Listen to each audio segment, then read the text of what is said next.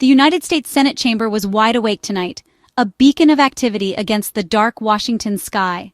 The fate of a nation, or at least a significant piece of its future, hung in the balance within those hallowed walls. The air, usually heavy with tradition and the weight of history, crackled with exhaustion, palpable political tension, and the nervous energy of a legislative showdown. You could practically taste the anticipation. It was the final grueling hours of a legislative marathon, a race against the clock, fueled by coffee and sheer willpower. A massive, complex bill that could fundamentally rewrite American tax and policy law, impacting every citizen in ways both seen and unseen. The stakes couldn't be higher. The Republican Party, clinging to a razor-thin majority in the Senate, a precarious hold on power, was desperate, absolutely desperate, for each and every vote they could muster. Every senator's decision carried immense weight. Aides rushed frantically through the echoing marble hallways, clutching last-minute amendments and changes, their faces etched with worry. Whispers, hushed and urgent, echoed in the cloakrooms and back hallways. Who was a definite yes, a solid vote in their column? Who was a firm no, unswayable in their opposition? And, most importantly, who still held out, their decision hanging in the balance, capable of tipping the scales? The fate of the president's signature bill, the cornerstone of his agenda, rested precariously on the shoulders of a handful of wavering senators, each wrestling with their conscience and the immense pressure. This was not politics as usual. This was something far more intense. It was a high-wire act performed without a net, a legislative cliffhanger. The bill was rushed through the process, debated and amended at breakneck speed, its long-term effects uncertain even to those about to cast their vote, a leap of faith into the unknown. Democrats protested vehemently, raising concerns about the bill's impact, but the real drama, the true battleground, was unfolding inside the Republican caucus, a struggle for unity and survival. It was a frantic, desperate search for 50 votes, the magic number needed to secure victory. At the center of this political storm stood a single senator, representing a fiercely independent state known for its rugged individualism. Her vote now the possible decider, the linchpin upon which the entire legislative effort rested. The entire bill, years in the making, could collapse, crumble into dust, if she simply said no. Everyone, from the president in the Oval Office to the Senate Majority Leader pacing the floor, knew it, understood the gravity of the moment. Her name was LisaMurkowski, and the eyes of the nation were on her. To understand that night, to truly grasp the weight of that moment, you have to understand LisaMurkowski, who she is, what she stands for, and the unique position she holds in the American political landscape. Her background, her principles, and her unwavering commitment to her constituents all played a crucial role in the events that unfolded. She represents Alaska, a vast and remarkable state, a state defined by rugged independence, a spirit of self-reliance, and a deep-seated skepticism of authority. It's a place where people value their freedom and are wary of government overreach. This independent spirit is woven into the very fabric of Alaskan identity. Murkowski is a Republican, affiliated with the party that often champions conservative values, but not a party-line one. She doesn't blindly follow the party platform. She's known for breaking with her party on key issues, demonstrating a willingness to cross the aisle and vote according to her conscience and the best interests of her constituents, making her both a frustration and a force in the Senate, a political maverick who can't be easily categorized. Her independence means her vote is never guaranteed, it's always up for grabs. After losing a Republican primary in 2010, a setback that would have ended many political careers, she launched a write-in campaign and won, a stunning victory that defied all expectations. She taught Alaska to spell her name, a testament to her grassroots campaign and her connection with the people, and proved her loyalty was to her state, not party bosses.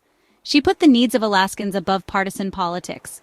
When this bill landed on her desk, Republican leaders knew they couldn't count on her to simply fall in line.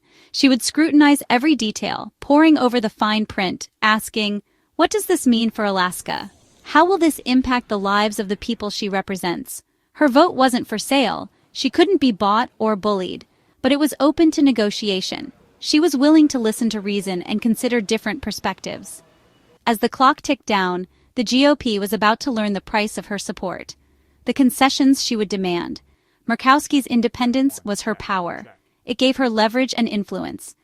And on this night, With the fate of the bill hanging in the balance, it made her the most important person in Washington, the one person everyone was watching. The Tax Cuts and Jobs Act was a complex web of tax changes. For Murkowski, the stakes were personal. Her state's fragile healthcare market was on the line. Alaska already had some of the nation's highest healthcare costs. Repealing the ACA's individual mandate, as the bill proposed, could devastate coverage for thousands of Alaskans. Murkowski had blocked repeal efforts before, and now, hidden in a tax bill, the threat returned.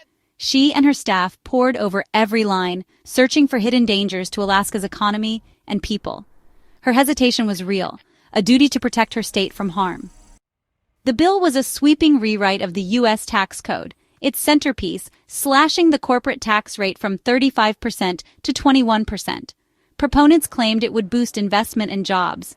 But the bill was more than corporate cuts. It included temporary tax breaks for families, doubled the standard deduction, and eliminated key deductions for high-tax states.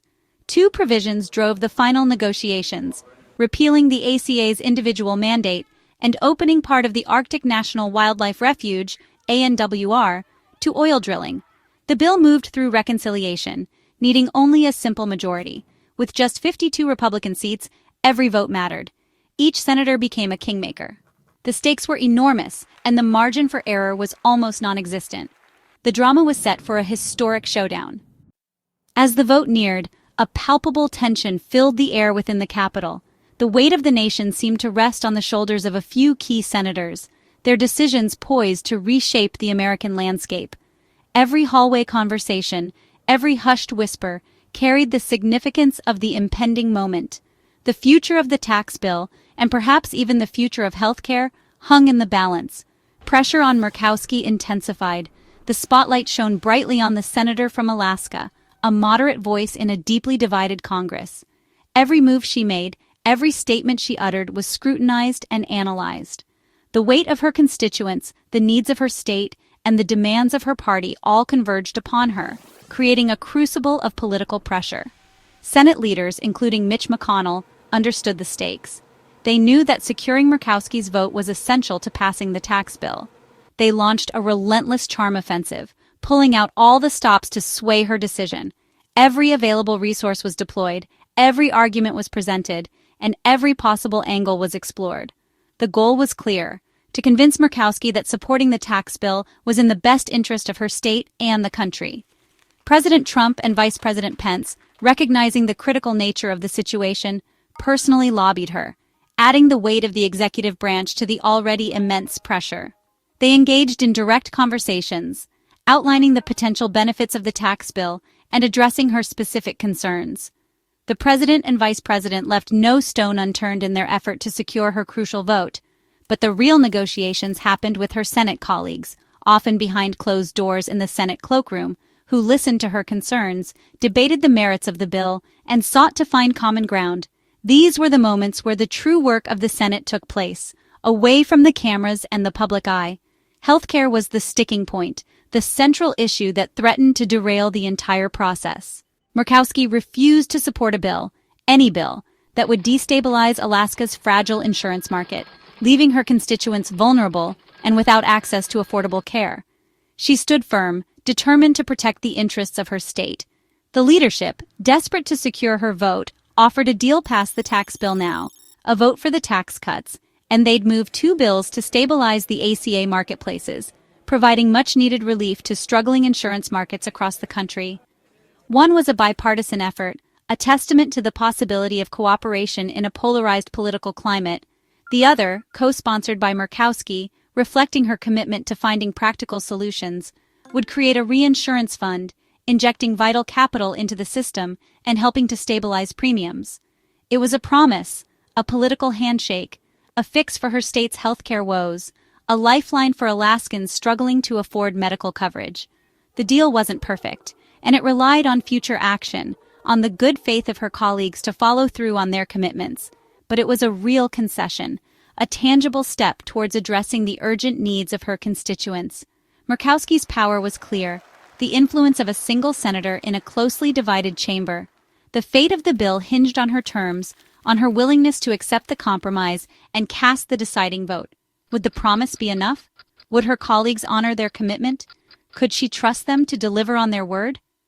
The Senate waited for her answer, holding its breath as the clock ticked down to the final vote. The pressure was immense, a crushing weight that threatened to overwhelm even the most seasoned politicians. But so was her leverage, the power to shape the outcome and influence the course of history. The leadership needed her more than ever, their hopes pinned on her decision, their agenda hanging in the balance. The clock was ticking, each second amplifying the tension and bringing the moment of truth ever closer. Murkowski's strategy wasn't just defensive. For decades, Alaskan politicians had fought to open a sliver of ANWR to oil drilling, a potential economic lifeline. Environmentalists called it a betrayal. Alaskans saw it as survival. The tax bill, immune to filibuster, was the perfect vehicle. Including ANWR drilling was a career-defining win for Murkowski and her state. The deal healthcare promises and the long-sought ANWR provision, an offer almost impossible to refuse. The final hours were chaos. Senators huddled, staffers rushed, and amendments flew. Democrats tried to delay, but the real suspense was among Republicans. With Bob Corker a no and Flake and Collins wavering, the margin was razor-thin. Murkowski was at the center, weighing promises and talking with allies. The final bill, hundreds of pages long, was distributed with little time to read. The leadership pushed for a quick vote before doubts could grow. Every second counted. The outcome depended on a handful of senators. Murkowski's decision would tip the balance. The chamber braced for the roll call. In the dead of night, the Senate clerk called the roll. The chamber was silent, tension thick. When Murkowski's name was called, she stood and said, "Aye." Relief swept the Republican side. Her yes all but guaranteed passage. Collins and Flake soon followed after securing their own promises. Only Corker voted no. The final tally, 51-49. The bill passed, Republicans' biggest legislative win of the Trump era. Murkowski's vote was the linchpin. Without her, the bill would have failed. Her leverage shaped the outcome, securing major wins for Alaska. She proved the power of one independent senator. Her decision set the course for the nation and her state. She had played the game and won the concessions she sought. The Capitol would not forget her role. In the aftermath, the impact of Murkowski's vote was clear. For Republicans, it was a triumph proof they could deliver on tax cuts. For Alaska, opening ANWR was a historic achievement promising new revenue and opportunity. Murkowski's legacy at home was secured, but nationally, critics accused her of trading her vote for local gain. The promised healthcare fixes never materialized, fueling accusations of misplaced trust. Her decision was a study in legislative compromise, balancing state needs with national politics. She faced immense pressure, held her ground, and extracted real concessions.